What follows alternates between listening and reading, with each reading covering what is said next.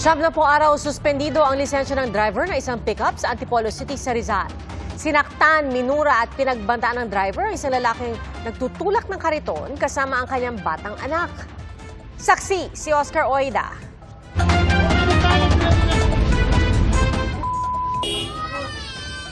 Dinig ang palahaw ng bata sa viral video na ito, nakuha sa Barangay San Roque sa Antipolo City, Rizal. Kuya, wag ka manakit, kuya!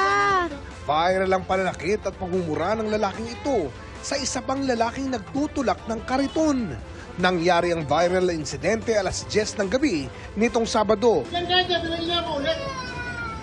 Natuntun namin ang lalaking nagtutulak ng kariton, ang kargador na si Crispin Villamor. Kwento niya, dire-diretso umano ang takbo ng pick-up at muntik mabangga ang kanyang kasamang anak. Buti nilang daw at naiiwas niya ito hanggang sa tamaan na raw ng sasakyan ang kanyang kariton. Talabong po kasi kami sa lubong eh. Parang hindi niya ako nakikita.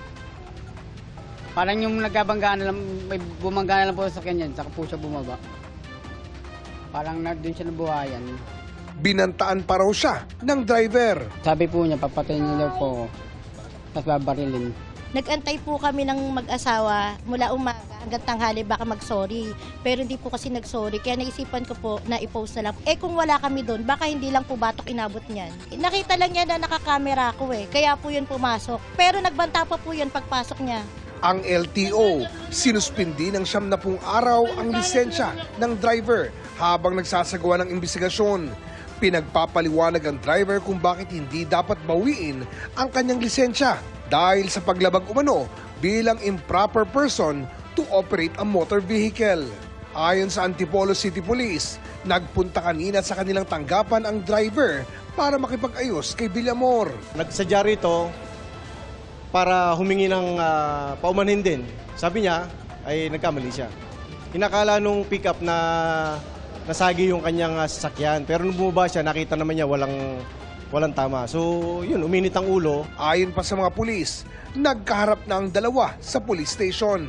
Nagpasya si Villamor na di na magsampa ng reklamo. Nagkausap naman sila kanina rito kasi nagkaharap sila.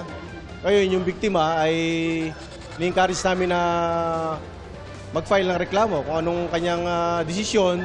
Kaya lang ang sabi niya ay hindi na para pahabain, kundi tapusin na lang nila yung usapin. Para sa GMA Integrated News, ako si Oscar Oida, ang inyong saksi.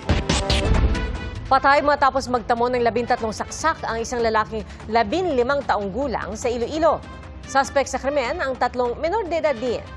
Saksi si Kim Salinas ng GMA Regional TV. Panasabong ko ng basa, kung nahimo ng nagababoy-baboy. Haling kagabi, way ako kaon, mawasin ko kapanamdom ka bata. Ganito kasakit ang nararamdaman ng 77 anyos na lola sa sinapit ng kanyang 15 anyos na apo sa Dueñas, Iloilo. Nasawi ito matapos pagsasaksakin ng 13 beses nitong Biyernes ng gabi, December 12. Ang mga sospek, 3 menor de edad din. Sa investigasyon ng Dueñas Police, papunta ang biktima kasama ang ilang kaibigan papunta sa bahay ng isa pang kaibigan. Sakay sila ng 2 motorsiklo at nang sandaling huminto, bigla silang binato at hinabol ng mga sospek. Sa kanilang pagtakas, nadulas ang biktima kaya siya inabutan at doon na siya pinagsasaksak. Sige isol na nga iso, sige buno man nga buno sang mga suspect sa iya. Kag dito lang sa puan nga patay na dun sa kay base man sa hambal sang suspect nga nadala man sa kahulugbon nga ilim ng. Namatay ang biktima sa tinamo niyang saksak sa tiyan, balakang at iba pang bahagi ng katawan. Natuntun kalaunan sa barangay San Isidro Dueñas ang isa sa mga sumaksak na edad 17 anyos. Sumuko naman ang isa pang minor de edad na sospek na nagmaneho raw ng motorsiklo. Patuloy pang pinaghahanap ang isa pang sospek. Paghihiganti raw ang motibong tinututukan ng pulisya sa ngayon. Sang September 30 na sa mga pista sa Dueñas. May natabo nga nilagsanay sa bahin sa duwa ka grupo na sir nakachansa sila nga makabalos kay kapangambang man ako ng mga biktima amo to nga ging na guro nila sir yung buno na guro nila diyan unahan na nila. Ayon sa pulisya, hinihintay pa ang discernment mula sa Municipal Social Welfare and Development Office upang may sampa ang kasong murder. Desididong magsampa ng reklamo ang kaanak ng biktima. Kabay padaan nga mapriso gid sa layas. Para sa GMA Integrated News, ako si Kim Salinas ng GMA Regional TV. Ang inyong saksi. Binili na ni DPWH Secretary Vince Dizon ang mga bagong talagang opisyal ng DPWH Bulacan 1st District Engineering Office. Huwag daw nilang gagayahin ang mga pinalitan nilang opisyal na sina dating DPWH engineers Henry Alcantara at Bryce Hernandez na nahaharap po sa patong-patong na kaso. Saksi si Bernadette Reyes.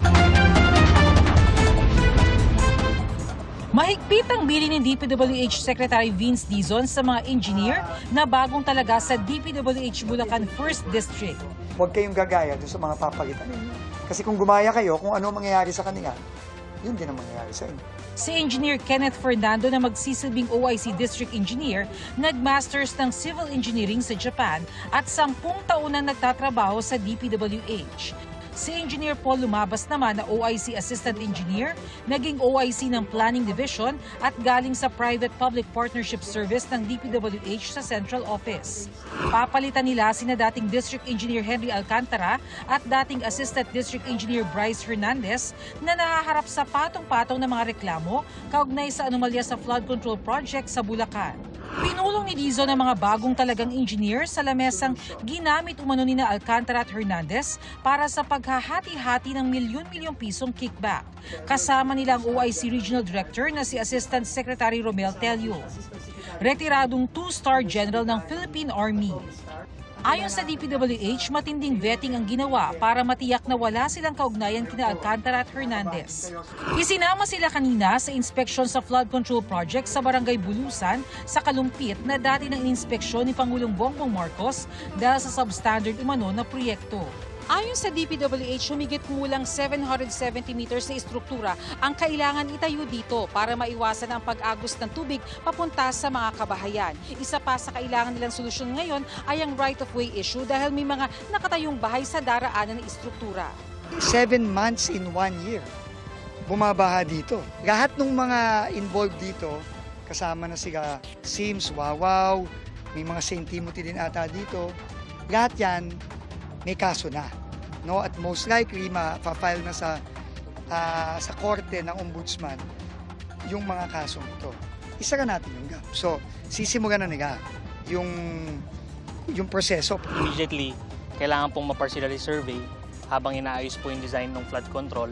And at the same time, magkaroon ng coordination meeting dito po sa lugar. So while hinihintay po yung pondo, ng paghahanapan ng pondo, pwede pong gamitin yung time na yon para gawin lahat ng studies. Kasalukuyang nakaditine sa Senado sina Alcantara at Hernandez. Gayon din ang kasamahan nila dati sa DPWH Bulacan na si JP Mendoza at ang kontratistang si Curly Discaya. Mula sa kanilang kulungan sa Senado, ibiniyay sina Hernandez at Mendoza para sa preliminary investigation ng DOJ. Hindi sila nagpaunlak ng panayam. Ayon kay Prosecutor General Richard Anthony Fadulion, respondent ang dalawa sa bagong reklamo kaugnay sa flood control project na ipinasa ng Ombudsman sa DOJ. Dumating din sa DOJ si NBI Acting Director Angelito Magno. Sa isang panayam, sinabi niyang pwedeng umalis ng NBI si Sara Discaya. Kusang nagpunta si Discaya sa NBI nung nakaraang linggo matapos i-anunsyo ni Pangulong Bongbong Marcos na inaasahang ilalabas ang arrest warrant laban sa kanya. Since wala pang warrant of arrest, we cannot legally hold her. Isa-serve natin yung warrant sa kanya. So if ever it will come out, we will serve the warrant, she will be booked, fingerprinted, photographed, and then we will return the warrant. Sa Independent Commission for Infrastructure, humarap sa pagdinig si AGA Party List Representative Nicanor Briones na ayon sa mag-asawang Discaya ay humingi umano ng 10 hanggang 25% na komisyon. Humiling si Briones na executive session. Why would you have flood control project pag sa party list niyo? Why would you have that? Okay na, okay. Nasabi naman po niya lahat na siya ay walang kinalaman at wala siyang alam sa lahat ng mga naging aligasyon laban sa kanya. Lang ito ilahad-lahad. Kailangan talaga ng flood control? Wala po siyang flood control. As in never? Wala po. Para sa GMA Integrated News, ako si Bernadette Reyes, ang inyong saksi.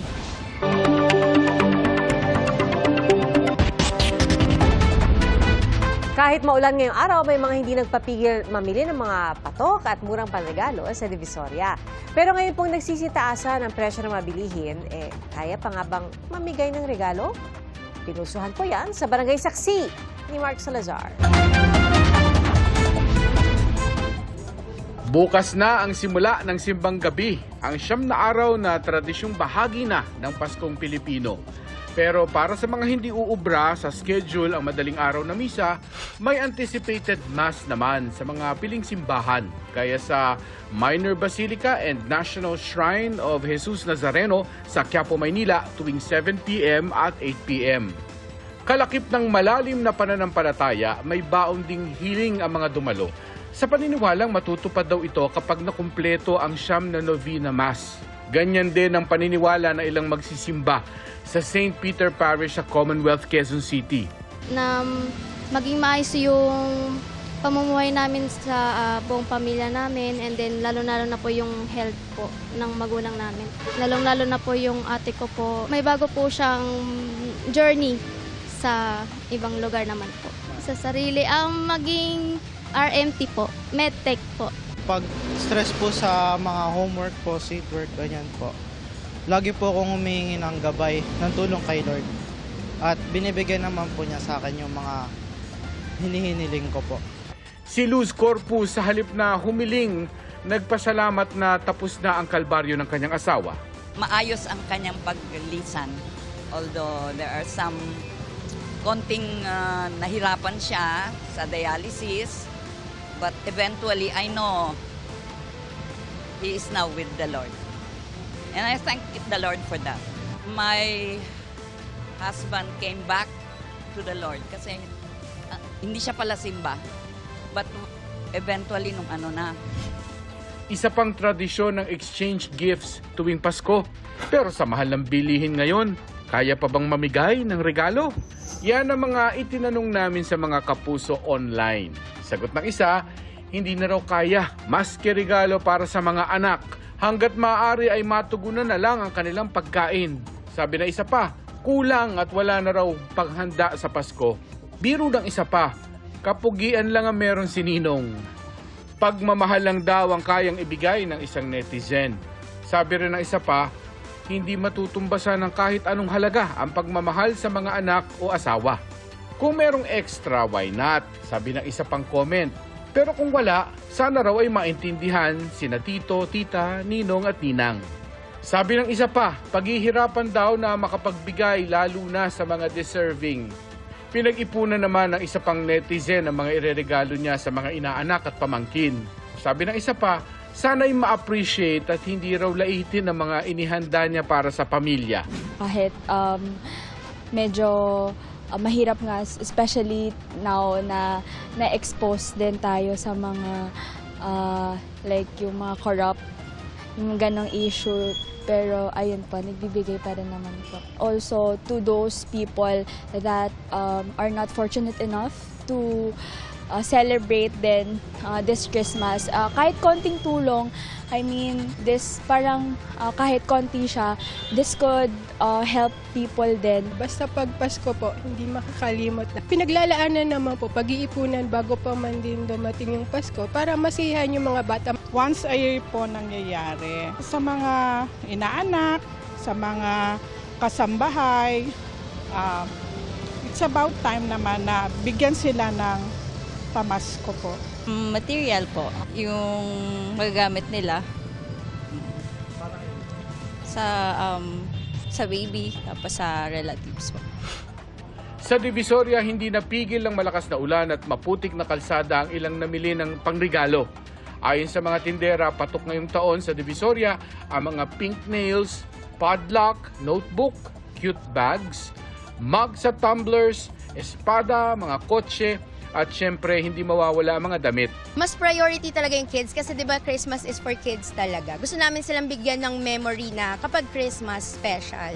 May mga namimili na rin ng pang Noche Buena sa isang grocery.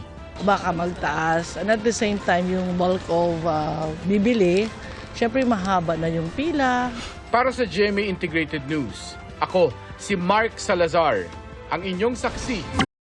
Mga kapuso, maging una sa saksi. Mag-subscribe sa GMA Integrated News sa YouTube para sa iba't ibang balita.